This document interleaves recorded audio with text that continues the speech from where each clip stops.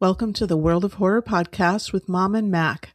This is the podcast where we share our love of international horror. Sometimes that horror is Canadian. This week I speak to Canadian filmmaker Stefan MacDonald-Labelle about a movie that means the world of horror to him, David Cronenberg's Scanners. I hope you enjoy this chat. Hi, Stefan. How's it going? I'm doing well. Yourself? I'm doing good, too. Good. So Just watched it. I also just watched this film.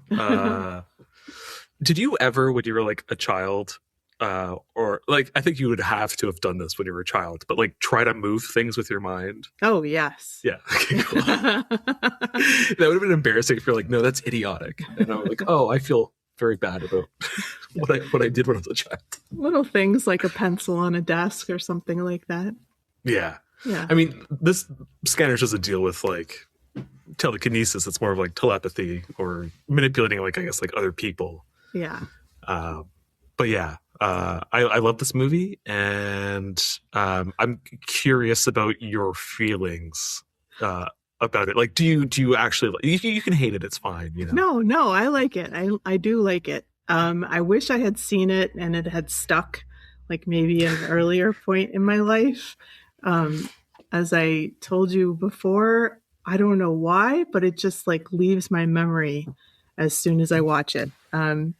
So it doesn't have a whole lot of sticking power. But in watching it through the third time through, I was like, oh yeah, I vaguely remember this from previous viewings, but Yeah. I don't know what it is about it. Stefan Yeah. Ephemeral, yeah. I was like, what can I make my name?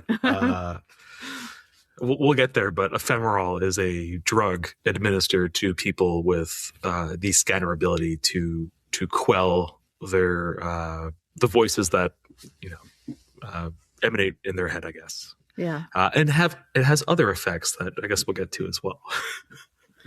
So I really didn't know anything about this film besides the poster, which is pretty famous. Yeah, it's iconic. Yeah. And I knew that what's his name was in the film. Michael Ironside. Yeah. Yeah. And that's about it. Yeah. I mean, I assume anybody who would listen to this is like aware of like the poster, but if anybody doesn't know, it's like Michael Ironside, all veiny, muscles constricted, and eyes all white. Yes. It's great. There's great face acting in this movie. And I think that poster really hammers that idea. Great face acting in this movie. And Jennifer O'Neill is also wonderful in this. Yes. If for other horror movies, she's in The Psychic, which I highly recommend. I need to get my Post-it note ready. Yeah, that's a great like Italian thriller. I think that qualifies as a giallo. Maybe the supernatural element of it invalidates it, but I'm not sure. I'd have to think about that one for a little bit. But great Fulci movie. It has the origin of that dun, dun, dun, dun, dun, dun, dun, dun, dun, from that's used in like Kill Bill, but that's the origin of like that musical cue. Is that movie. Great stuff. But we're here to talk about Scanners, so yeah, let's just shut up. Well, one thing I think I have a little bit of a problem with this movie is the acting. The bad acting sort of distracts me a lot. So I have a rebuttal. Okay. A rebuttal, but it requires us to kind of like get into the plot. Sure. In terms of like why you might like forget about the structure of this movie or like the plot points, is that I think it might be the fact that it's like A to B to C to D, and it just like moves very, very quickly through like all of its elements. And I feel like that is such a sign of the climate from which these movies were like birthed, which is like the tax shelter system that like created a lot of Canadian cinema at the time, because everybody was like under such tight timelines. There's like very rarely a finished script, so it feels like it's almost like on the fly with like the plot of this movie with like Videodrome. That changes when we get to like The Fly, which is like a studio movie, but Cronenberg's early movies and a lot of like Canadian cinema in general kind of has this like frenetic, I guess, Yes. like atmosphere to it. That I personally love. It isn't like frenetic in a sense of like in your face, but they like move, I guess, or like they it might be more of like it feels like on the fly decisions. I don't mean that as like a detriment though, or like I'm speaking ill of it. Like I actually quite enjoy it. Yeah. So No, like maybe that's why. I don't know. Maybe it could be. I do think it clips along. I mean, there are a couple of scenes where it is very, very slow paced. But once we get into the action, it's like one thing after another. Yeah, very much so. Yeah. All right. So, do you want to take it away, or should I? If you're like the plot is like this misty nebulous entity, I could by all means run through this. Go for it, Stefan. All right, so we meet Stephen Lax, Cameron Vale's the central character of this movie, in a wonderfully 70s mall I think this is in Ontario. I'm actually not entirely sure because I think there are locations that are both in Montreal and in Toronto. Like there are some very, very funny landmarks in this movie. The Yorkdale subway station stop looking really, really nice, which is where we meet like Daryl Revick and the Braden Keller characters having like their little meeting. But anyways, we're starting with Stephen Lack. He's in a mall. He looks unhoused, like generally unkempt, and he's picking food off of one of the tables in the food court of this mall. And while he's doing this, we kind of, I think, smartly introduce the way that he experiences life. He notices two other women who are like very well put together and are like, oh my God, look at this like derelict, this like gross, like bug-like person. Like, why is he allowed in here? Is paraphrasing here, but that's like kind of a line that one of them delivers. And they aren't anywhere within earshot of Cameron Vale. And he's still able to hear this as if they are like next to him. So he has the ability to essentially pick up all the voices from people around him, which can be quite debilitating, as we'll see later on.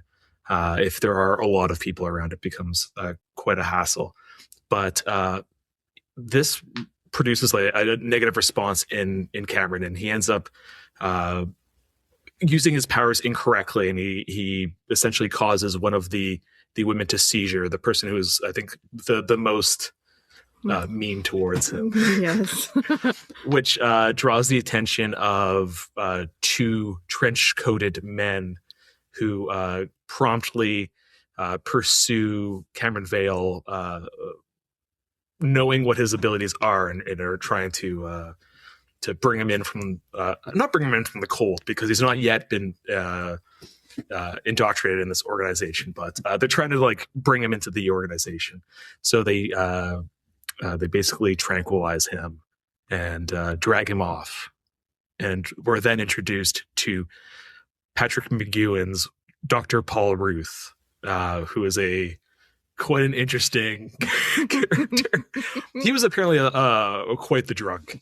I think you can kind of see that. Yeah. You can kind of see that. But he has Cameron Vale tied to a bed, and then has like I think this is a really, really cool scene. It's way too convoluted when you actually think about it, but I think it's like visually interesting, where he's like bringing like a throng of people in and seating them in front of Cameron, and we then hear basically, as people are filtering in, the amount of voices in Cameron's head are just like, he's being inundated with all of these voices, and in growing to like a deafening degree. And then he basically, Patrick McGowan's Dr. Paul Ruth, takes a syringe and injects Cameron Vale, and all those voices subside. And this is what we'll find out to be ephemeral, which is a drug that quiets the voices that he hears. And for the first time, he's able to like experience life as, you or I would experience life. Right. All right, so we got here. What are your feelings here? Well, this is one of the slower scenes. We seat all of the people in the throng, and Dr. Paul Ruth is just telling them to hurry up, hurry up, hurry up. That seems to be his only line there. Yeah, we just sort of, I just feel like it takes a long time. The camera moves behind Cameron's bed, and then we see the whole crowd in front of him, and Cameron is thrashing around on the bed until he is injected with the ephemeral, and he's able to quiet those voices. Yeah, I don't find it slow. I'm a weird guy though. Like I could watch like a slow, like Kelly Reichardt movies in terms of like the slowness that I can like get down with. Yeah. So I like rarely feel, I guess, like I have pretty good patience with movies, I guess is what I'm trying to say. You said that the acting in this is questionable, and I think that everybody that I know, the issue is Stephen Lack's performance. Yeah. All right, so here's my defense of Stephen Lack's performance, which is everybody has said is my attempt to contort his performance into a good performance. Yvette was pissed off that I even made this argument when we talked about it a long time ago, but he has like never experienced life. Essentially, he's just been like destroyed by all of the voices that he hears around him, and because of that he's essentially like a babe in the woods. So his like kind of aloof, naive performance works for me. Okay. And Yvette was very pissed off when we had podcasted about this movie a long time ago, that I would dare to make this argument. I thought that's what you were going to say, and I don't buy it either. I just think he's a very bad actor. He is not. I think he was a painter. He was definitely or a performance artist of some kind. I'm not sure. I haven't I read about this movie a long time ago, and I remember like that he wasn't an actor and was involved in the arts in some other capacity. Is how I remember reading about this movie. So grain of salt with what I say. It could be wildly incorrect, but I think you can tell he's not a trained actor. No, but I don't think Cronenberg would really care about that. He's got a very soft, gentle face, and I'm sure Cronenberg was just happy that his script was being delivered. I don't think he really cares that much about acting. Stephen Lack has like wonderful eyes. Yes. Yeah. I saw this movie in Toronto, like 10, maybe 12 years ago, and he was there introducing it. And it was very much a moment where I was like, man, I don't like care to meet or hear actors introducing movies. He said something that like made me like, ugh, like it was like, it was at the end of the movie and he was doing the final Q&A and he ended with like, oh, and buy me a drink after. But like it was, he's making like a date rape joke at the end of it. And I was like, oh, like you managed to ruin this experience. And I was like, not to like be ageist, but if like the person acted when they're in their 20s and now I'm seeing them in like their 70s introducing a movie, I'm just like gritting my teeth. Yeah. Worry that they're going to say something, like it could be like a Richard Dreyfuss or, like, yeah. Just shut the fuck up, yeah, man, please. So anyways, it really ruined, soured the experience for me. So I think he's kind of a doofus. Yeah. And I feel like I'm judging him based on like a very limited interaction with like maybe a joke that he didn't intend to make. And I don't know, maybe I'm just being unnecessarily mean is what I'm getting at, but just I don't kind of sucked.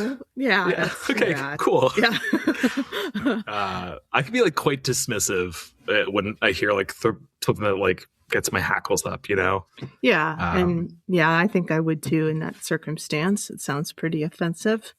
Yeah. But you're right. I feel that way too. And I don't like to be ageist either, but I think you're absolutely right. You know, when you're talking to people who are sort of outside of their generation, sometimes it can be a little dicey. I don't know. It's weird because I feel like if I were to like do like a Q&A now, it would be better than it would have been when I was 20. Not that I was like shitty. I'm just like, you become more, you read more, you experience more of life. Like, it's so weird to me when somebody who looked like they were cool when they were in their like, you know, 20s, he's probably in his 30s early 30s when he filmed this movie, I imagine. And to like, you've accrued so much experience. Like, why are you choosing to be shitty or stupid? Like, I don't like. Why? I don't know what happens to people. It's always surprising to me. I just heard about somebody the other day who I admired, you know, past tense 20 years ago, and now I'm just like, and now they're MAGA. And I'm like, why? Don't understand what happens to people. Oh, you gotta name names. Who? Gwen Stefani. Oh, kind of unsurprising. Really? Yeah, I don't know. I don't know.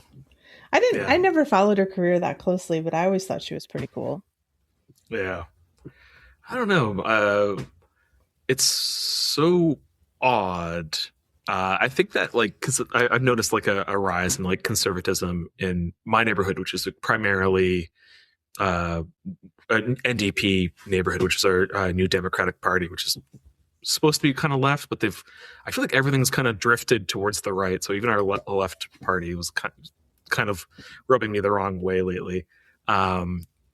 But there's definitely a rise in people who are supporting the Conservative Party in particular, in support of like Pierre Poilievre, who sucks. He's like would be like our Trump, and thankfully seems to be tanking his own party, which is great.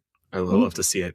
But I think that a lot of people are just like angry and aren't smart enough to like think about like why they're angry, and try to pick some avenue that feels like they're in support of like eroding their own anger. They're just like, it feels like they're just like latching on to like, they're like want to watch the whole world burn, I guess. I don't know. Like, it's so weird. Like, they don't know how to like use their anger correctly, which is so weird for artists, because I feel like anger is like a wonderful thing to explore with art. Yeah, can be. Like, I don't like, and Gwen Stefani is like, you know, or a performer. Like, anger is wonderful.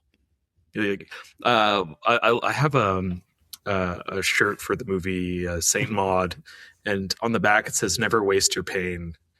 Oh, nice. And like that's the line right there. Yeah. You know, but use it correctly. Don't be like a piece of shit. Yeah. Anyways. So we have Cameron Vale, and we understand now that he is able to be controlled via ephemeral. Yes. And this will be established later, but I think we just should probably address that like Dr. Paul Ruth is like part of this organization called CONSEC, which is they deal with like, I guess, like weapons primarily. Like, they're like essentially an arms dealer, and they're very much trying to pursue scanners as a human extension of their business, I suppose. Like, how can they be utilized for national security, for instance? So he has this like kind of like, he's like developing a network of scanners, and the next scene is basically his whole plan getting torpedoed because we get introduced to Michael Ironside's character, who is his name is Daryl Revick. He isn't established at this point, but that is his name for clarity purposes. And he's I'm getting ahead of myself. Louis Del Grande plays this person who's giving like a symposium in like an auditorium, right? like wonderful red seats. You know the place. It's like a smattering of people in this crowd, and he's essentially giving a demonstration as to like the scanner ability. So he himself is a scanner, and he's he's much more acclimated to that role than say like Cameron Vale. So he's just basically offering an example of his ability and trying to pull somebody from the audience. And Michael Ironside's Daryl Revick offers to be the guinea pig, Right. Unbeknownst to our scanner, or the actor Louis Del Grande. Unbeknownst to him, Michael Ironside's character is in fact a much more powerful scanner. So as he sits down, he quickly like turns the tables, and we get a very interesting moment. Let's say what happens. Please explain. Well, like you were saying before, there's a lot of great face acting in this film, and this scene I think really highlights that to a T. So I don't know the character's name, but the man who wanted to do the demonstration originally. He's unnamed. I think it's called First Scanner. Yeah. Nothing. Yeah. He starts to kind of look around very worriedly, and he starts to shake and tremble. And there's obviously something that's going wrong with his demonstration. And Michael Ironside's face is just amazing. He's just focusing so hard on scanning this guy. Yeah, it's like he's like bit into like his favorite meal and is enjoying it. He's like there's like there's a gleeful like look on his face, knowing what he's going to eventually do. Yes. So what happens? So he blows the guy's head up. Do you know how this effect was achieved? No. Okay, cool. So they tried to blow it up by like more normal means, like, prosthetic head, a small explosive, and it just wasn't working right. So they closed the set. I think put like protective, like some kind of like protective thing in front of the camera, and the special effects person sat behind the dummy with a shotgun and blew the fucking head off. Wow. Yeah. There's a lot of like funny facts about this movie. I'm pretty sure it's this movie. I'm trying to think if it's this or Rabid, but I think it's this movie.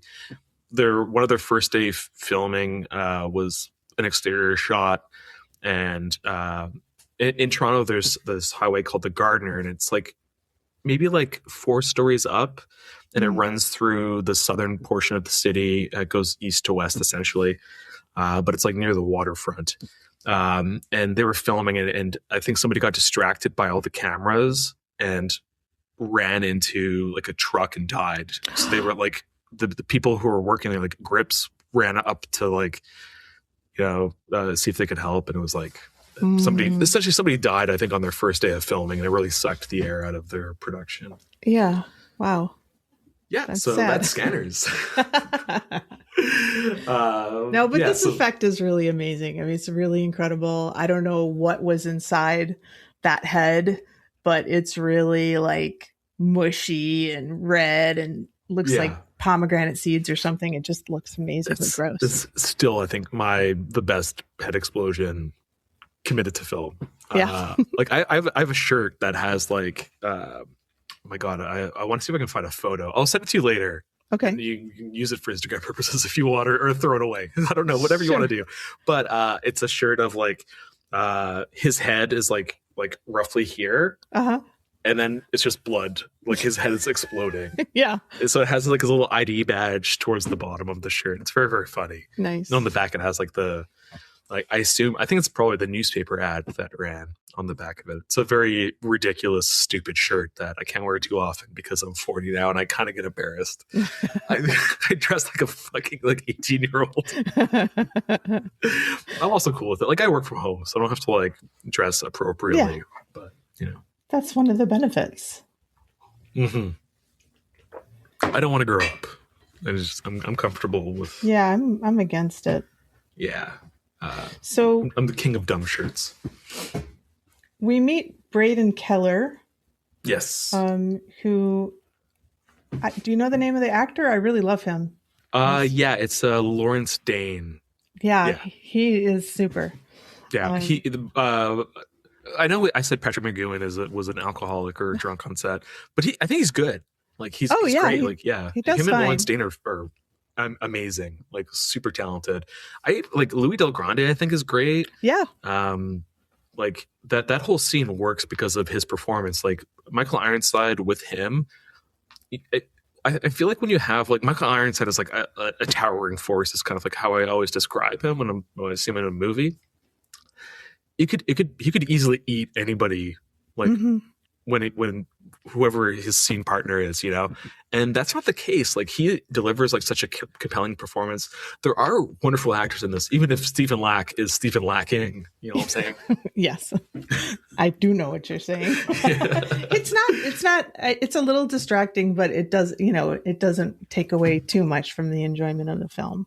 Yeah, I think like my thing is, it's like a mileage may vary. Like I love, like I like no budget movies. Like I love just like regional stuff, like shot on video stuff that people normally are like poo poo or whatever.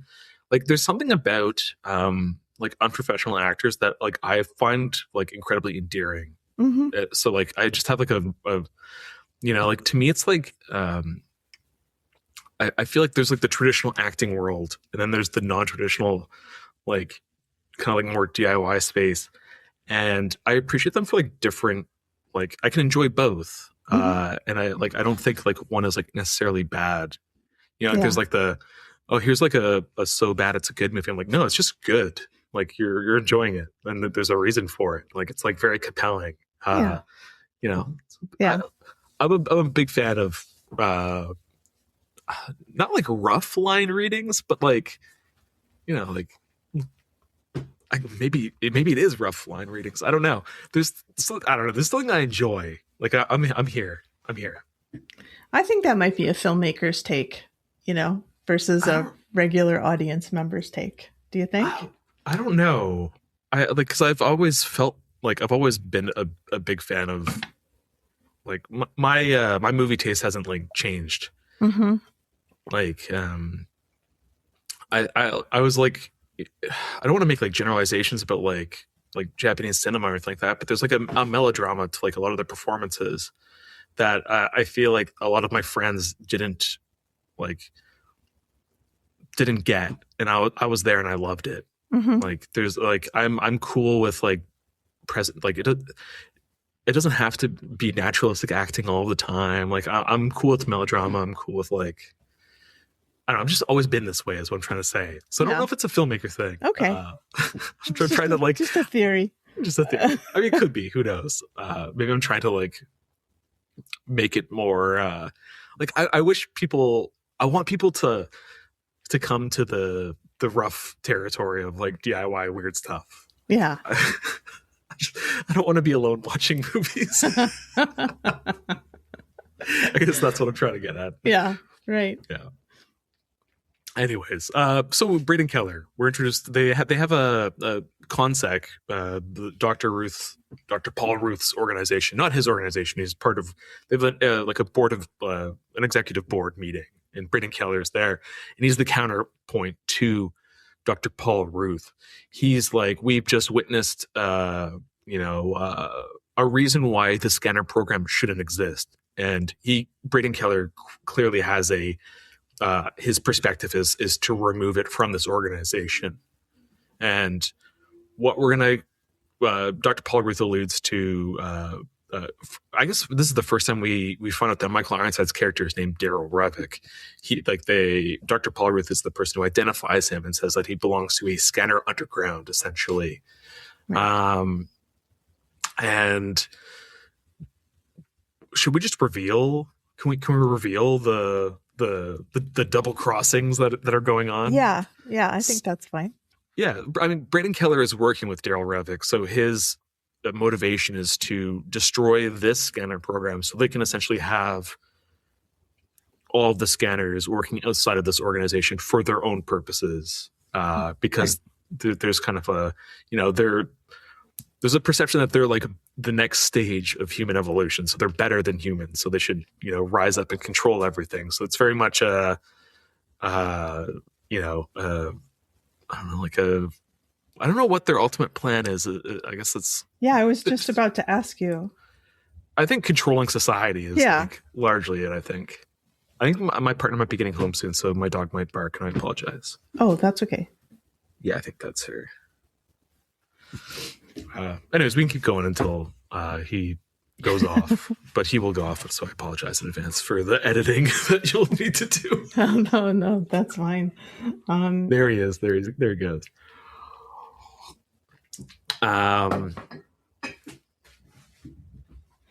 So is he Revik, no. Revik wants to. So there are a set of scanners who are out in the world, and Revik wants to get rid of all of them. And he just sort of sends people after Vale to sort of find this group of scanners that are in the field, I guess. Yeah. So it's funny because like Paul Ruth, his a wonderful argument in that board meeting. He's like, Braden Keller's like, how many scanners do we have? Or no, it's not Braden Keller. Sorry, it's like one of the other members. It's like, how many scanners do we have working at Consec? It's like, as of now, we have like they've all vacated our organization. And then Braden Keller's like, well, I guess we don't have a program to cancel then. And then Dr. Ruth is like, well, I have one yet unaffiliated scanner, which is Cameron Vale. Right. So his goal is essentially to infiltrate the scanner underground and dispatch Daryl Revik, so this movie is essentially kind of like a noir spy kind of has like, but with a sci-fi bent, I guess, which is, I love that. Yeah, I do. Give me like some weird outsider going to infiltrate something. Like I'm on board. Yeah. And there's like such a Toronto of the era is like so rough and kind of, the urban decay is quite visible at the time. It's not so much like that anymore. It's been so aggressively cleaned up. That like I just love the grime of the environment. Mm-hmm. Yeah. Anyways. So he goes first to meet Benjamin Pierce, who is a sculptor. Yes. And a scanner. David Cronenberg regular, Robert A. Silverman. This guy's amazing. I love him so much. He's great. I'm like forgetting which movies he's in right now off the top of my head. I'm just gonna. He's in The Brood, Naked Lunch. I feel like there's another one. We should do Naked Lunch. Sorry? We should do Naked Lunch sometime. Yeah, I'm down with that. I'd honestly do almost all of his movies. He's in Existence, of course, as well. That's the one that I was like thinking of the most because for some reason he's like he such a prominent visual in that movie for me for whatever reason. But anyway, so he's in like 4 or 5 David Cronenberg movies. Really, really talented actor. Great laugh. It's like. I apologize for anybody having to hear that. That sucks, but it's such a good laugh. So a little smarmy. He has a comb over. He's kind of, insect-like, I guess. He's like such a weird. I don't want to say rodent because that doesn't feel correct. But he has he's like a scrawny guy with the comb over. I don't know. Yeah. Great actor though. So good in this movie. And he's a sculptor. He's sort of managing his abilities through his art. That's sort of what he says keeps him sane. Yeah. So I liked that. I liked that Cronenberg included this character. Yeah, and when Paul Ruth introduces him, he's like, rehabilitation through art therapy, or whatever he says. So he had been, you kind of get like it gives him a photo, and it's like him in I think like a mental health institute of some kind for the old dark ages. That clearly didn't work, but he managed to find art as like a therapeutic outlet for his feelings. So he makes these like kind of like elaborate sculptures of like human heads like done to Do you remember that? Do you know that artist that is a sculptor that does really human-like sculptures with odd features, and they're incredibly large? No, I don't think so. Oh my god, it's bugging me that I completely forget. But I've seen some of his like work when it's made the rounds in I think it was in Ottawa, the art gallery there. It's really really cool. Anyways, it reminded me of that, and I feel bad because I don't know the sculptor's name. So kind of a dumb story. No. So I mean, there's sort of like this. This is sort of an analogy for like schizophrenia or something like that. Have people having auditory hallucinations, and art can work for some schizophrenics. And so I just think it's cool that he included that in the movie. Yeah, there's like one thing you can't criticize, I think, David Cronenberg for is like a lack of ideas. Any movie is like crammed with innumerable ideas. Yes. Sometimes to a detriment of the movie, some might argue. Again, that's to personal taste. I don't know. This one's pretty cohesive. Yeah. I think like a Videodrome, because it's much more like surreal at times. Yeah. I think that could be potentially. I love the movie. I have a Videodrome tattoo for clarity here. Like I absolutely love it, not coming for it, but I can understand why somebody might like I don't think my partner likes it. They don't like scanners either.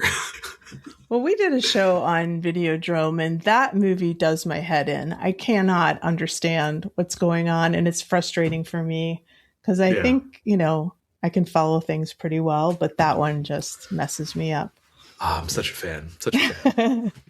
Again, a lot of his movies have similar vibes. Like that's, again, we have James Woods sucks, but James Woods plays the central character of Videodrome, and he's also brought into kind of like a shadowy underworld. Mm-hmm. I just love movies where somebody's thrust into, like there's the world as we see it, and there's like an underneath that they're being like dragged to, that I find like very, very compelling narrative. Like I'm on board. Yeah. Me too. So let's see. So a bunch of assassins, a bunch of Revik's assassins descend upon Pierce's house, and they kill him. I know. I was so sad. It's going to be a common theme. Cameron goes to visit people. They die. Don't get attached. Yeah, don't get attached. It sucks. There's like I think if you like road movies, it feels like a series of vignettes almost, because it's like him going to see different people. Mm-hmm. So I think if you gravitate towards those types of movies, you'd probably gravitate towards this as well. But yeah, he gets shotgun blasted, and then Cameron Vale goes off and sets fire to one, throws another through one of Pierce's sculptures. Another is like, I think, rendered an emotional mess maybe at the end. I can't remember. There's like, oh yeah, they do. I think what they do smartly in this is that it isn't like him like causing people to like throw themselves against a wall. Like there's different ways that like self-immolation or spontaneous combustion, I guess, would be more accurate, is like one of the ways. He does cause people to commit themselves harm essentially through his control, but there are moments where he also like just reduces people to like psychological messes. Like later on when they're trying to escape Consec with a character we haven't met yet, he caused like there's like a security officer who's like, oh, my mommy. Like he like destroys them emotionally, and like it's such a smart way to have a difference in reaction between like Cameron Vale or a scanner and other people. Mm-hmm. They're not always doing the same thing. It could feel like like a John Wick movie where it's just like shooting people all the time, and like it becomes like very boring from a viewer perspective, I suppose. Anyways, but just me glazing this movie, as the youth would say. So let's see. So Cameron needs to find Kim Obrist because she's the Yes. leader of a scanner faction. Yes. Now, They're like hippies, kind of. It's like a yeah, little commune. yeah, It's kind of nice. it's They have very a sweet. school bus. They have a little school Yes, bus. I It's very know. adorable. I love them. And they all sit around in a circle and just sort of talk about the experience of melding minds and Yeah, it's having the great same stuff. experience. Yeah, I If I love it. have if I have one criticism, and like I'm pretty sure they would have tried to do this if they had time, but I thought that that could have been like expanded Hmm. and like because we were established that everybody Cameron Vale touches dies. Kim Oberst is essentially the only person from this commune that survives and continues on. But I could have like I wanted to explore more of those people almost. Hmm. Yeah, it's great stuff. So Benjamin Pierce, the character, his like last dying breath is like, go find this person. So we're back on the road with Cameron Vale. And so he kind of like sits down with him. They have like a little circle and they're all essentially kind of like mind melding. And then yet another posse of Daryl Revick's, assassins arrive. And one of my favorite moments in this movie is they basically come across them all mind melding and it's like they're elsewhere, so they're not like privy to these people approaching them. It's kind of interesting, and they start shooting them essentially. Right. And as Cameron Vale and Kim Obrist escape, she says, "Now I know what it feels like to die," because she Yeah. was mind melded to somebody who, is shrugged off their mortal coil. And I think that's such a great idea in this movie. It's a great moment, and Jennifer O'Neill is like such a compelling actor, also with great eyes. Karen Vale and Yes. and Stephen Lack and Jennifer O'Neill have like great eyes. Yeah. She delivers the line so wonderfully and incredibly compelling. So She dispatches those two shooters. She sets them on fire. Great stuff. Yeah. She's pissed. Yeah. That's pretty great. Yeah. So they get into the school bus. Little school bus. It's have adorable. A little shootout. So this is a small movie, but this is like this feels like dangerous. Like there's like the assassins have their black fan and they have like a little slatted window and it goes up and gun barrels come out. And they just fire upon this cute little school bus, sending it careening into a record store. Mm-hmm. Yes. Yeah. One of the assassins, the head of the assassins, I'm trying to find his name, but he's also it's the person who, if anybody's watching this movie, goes into the record store to find Cameron Vale and Kim Obrist, who've kind of like gone to the basement and are trying to hide. Mm-hmm. That person who arrives is in other David Cronenberg stuff. I think he's in The Dead Zone. And he plays the bodyguard of the Trump-like president in that movie, played by oh my God, I can't remember the actor's name. I don't know his name, but his face is exactly my type. Exactly. Oh, interesting. Yeah. Interesting. That's super funny. That's what I thought when I was watching it. I'm like, Michael Sheen. Who's right? this guy? It's Michael Sheen, right? Is it Michael Sheen? All right, we got to look this up. What are we talking about? Are you talking about the hitman or the president in The Dead Zone? Oh no! I meant the guy here in this movie who goes into the basement with them. Oh, okay, yeah. That fellow. He's a great. Again, he plays henchman in two different movies of Cronenberg's. I can't find. I think that Killer in Barn, Killer in Attic. They really did not name Killer in Record Store. Okay, Geza Kovacs. Okay, well, yeah, and he plays Sonny Element in The Dead Zone. There we go. He's also in The Sentinel. Yeah. So there you go. Yeah, so they basically stop him from firing on them. I think they cause. I'm trying to remember. They cause him to shoot himself, right? I know they sort of take him prisoner, but he reveals that he's got some of the medicine in his jacket. Yeah, ephemeral. So that's kind of like their cue to go like investigate the company. No, I think you're right. You're right. I was half watching it this morning, by the way. I was doing some 3D work. No, you know this film a lot better than I do. Well, I thought I knew it now. I'm like, man. But no, I mean, it looks like that's what they're going to do. They're going to make him shoot himself. Yeah. But I don't think they do. I don't think they do either, because he kind of like drops to his knees and he does reveal the vial. And what they learn from the vial is that it has a logo on it for biocarbon amalgamate, which is the organization. The great names in this movie. David Cronenberg has great names. Yes. But this causes them to, it's the next stop on Cameron Vale's road tour of the Scanner Underground. And it's here. I'm pretty sure he finds out that Daryl Revick, they infiltrate biocarbon amalgamate, and they discover that Daryl Revick is there as well.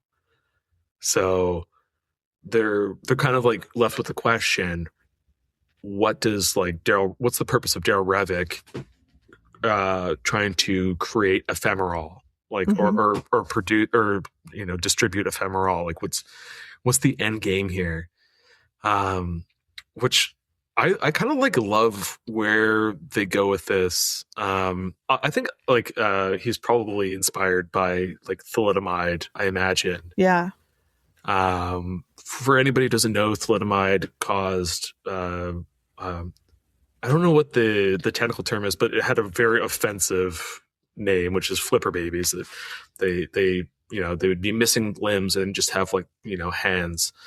And it was interesting because I think the drug itself was fine, but when it enters a organism, it creates a contrapositive version of itself, and that is what's detrimental to its introduction into human beings. Essentially, it was an antiemetic, so it was given to people with morning sickness, and it ultimately impacted their unborn child. Yeah, very sad. Sad stuff. Yeah. I assume that was probably at least partially on his mind, an influence for this movie. Definitely. But they go to I don't know if I'm jumping around too much here, but they go to like a doctor's office. And they find out that they find out the ultimate plan here, which is that they're administering this drug to women with their in order to create scanners. Yes, Kim Oberst's character is scanned by an unborn child, essentially. That's a pretty cool scene. I like that. Yeah, I love it. It's good stuff. Great ideas. This movie has great ideas. Yeah, I think it really does. And I love the way she says that, the pregnant woman in the lobby. She scanned you? Yeah. No, not her. Her child. I love moments where you have like one character saying one thing and then the other character offering like additional context that is just like sucks the air out of the room. My favorite dialogue moments in movies. Like I always think of like in the movie Sunshine, like the Danny Boyle movie, the scene where I believe it's Cillian Murphy's character. It's Cillian, right? It's not Cillian. Okay, there's no soft C in There's no soft Gaelic. C, yeah. I think we've maybe had this conversation before even, and I still just evacuate the understanding of how to pronounce his name. Anyways, his character's like, this is when they're realizing that they might have enough oxygen to deliver the payload for their mission and get home. And he's talking to the computer and he's like, the computer's like, we do not have enough oxygen or whatever. And he's like, no, we have 3 people on board. We have enough oxygen to get home. He's like, negative.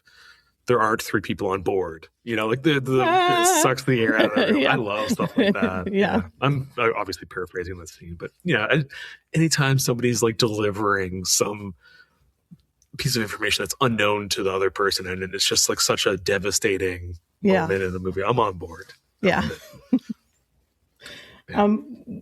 Before the doctor scene, I think Keller kills Ruth.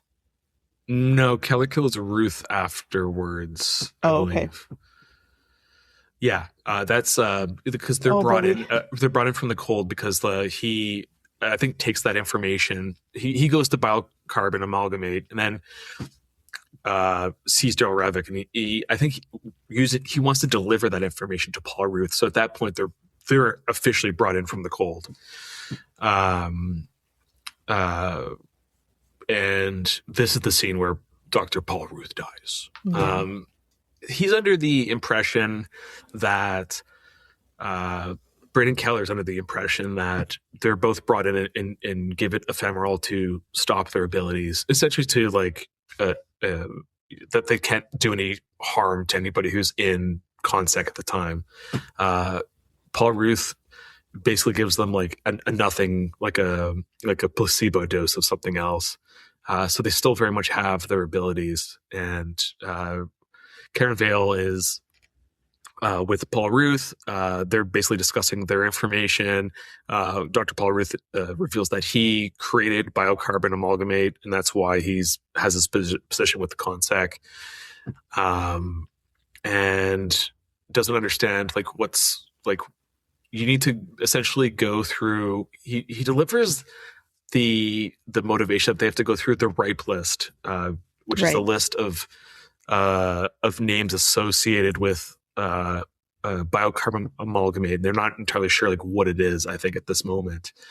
So Paul Ruth's essentially final mission for Cameron Vale, because he's about to die, is go and scan the ripe list. And this is kind of like interesting, but it's like you can scan more than people. Like essentially you can scan the internet, which is like you just go to a payphone and scan like the internet, I guess.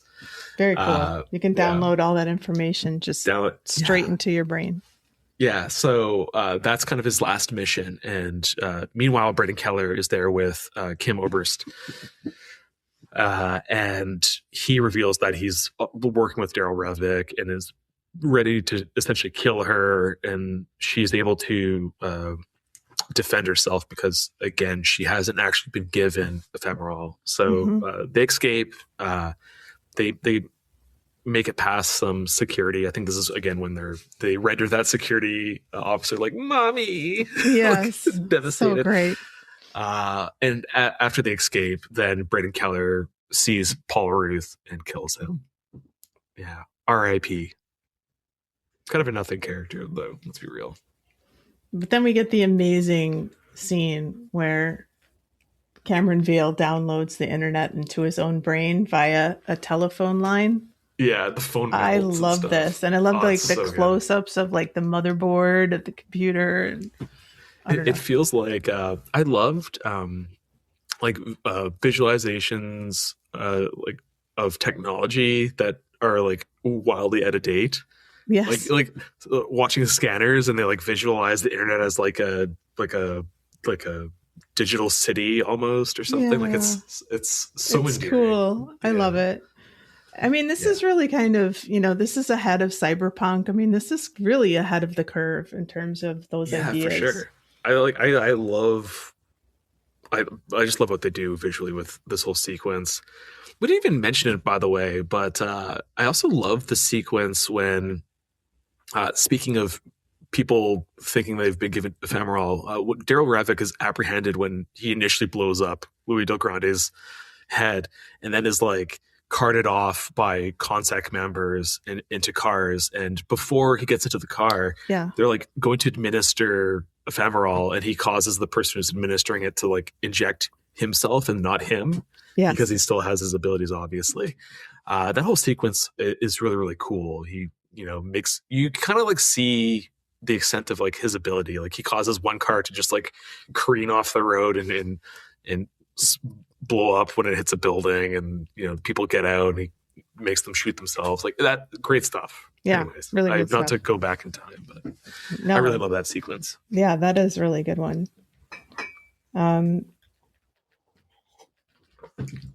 Okay, we talked about Dr. Frayne, and yeah, I think at this point they have the ripe list, and they realize that there's a bunch of doctors on the list, so they go to one of them, and this is where we have the scene where they realize that they're injecting ephemeral into pregnant women in order to create a new generation of scanners. Mm-hmm. And as they're leaving, much like he was immobilized in the beginning of the movie, they tranquilize Cameron Vale and Kim Oberst. Like they get shot with a dart. Yes. In very funny fashion. And we're at the final moments of the movie. Oh, so great. I really like this last sequence. Yes, it's great stuff. So why don't you just run through this a little bit here? Okay. You might need to help me out a little bit. Whatever you need to let me know. But Revok tells Vale that they're brothers and that Dr. Paularuth is their father, and that he created ephemeral as a sedative for pregnant women.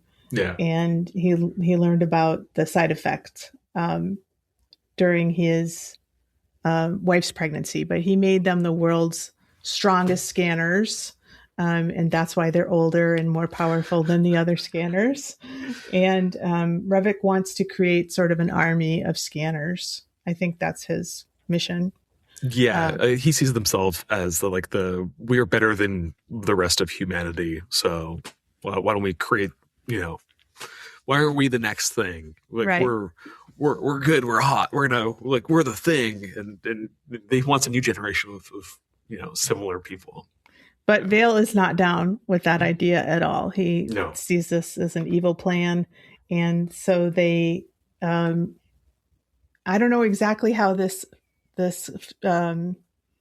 showdown is initiated, but at some point Revok says that he's going to integrate Vale into himself because I'm brothers should be suck close. You dry or something like that, or suck your there's a line like that where he's like, I'm gonna consume all of you. Yeah, it's great stuff.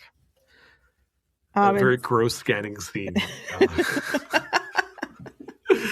Commences. Special effects and makeups are a little bit sus in this part. I like bladder stuff. So just underneath a thin layer of latex, they have a bladder that they inflate to create their kind of pulsing veins. Yes. Essentially, there's they spurt blood. Cameron catches fire. They have his palms. His palms, yeah. His skin fissures. Mm-hmm. He gets tears in his skin. His eyes explode. Yes, it's pretty gross stuff. It looks like Revok has the upper hand, and that's what we believe when it sort of cuts to black. And now Kim has slept through all of this, by the way. Yeah, way to sideline the female character. You're sleeping now. Go back to sleep. But she's given nothing.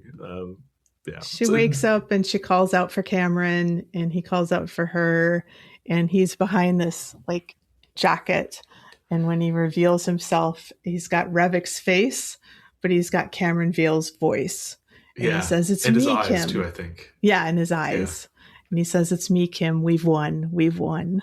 Yeah, it's so good. And she also sees before that there's a burnt body on the ground, which is sadly Cameron.